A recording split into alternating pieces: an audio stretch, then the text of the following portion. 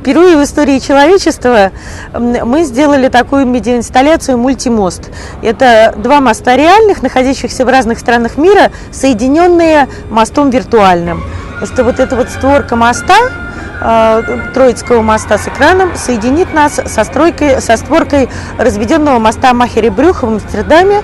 И вы увидите людей в Амстердаме, они увидят людей здесь, и вместе мы будем смотреть мультфильмы. Сейчас проходит год Голландии и России, перекрестный год Голландии и России 2013.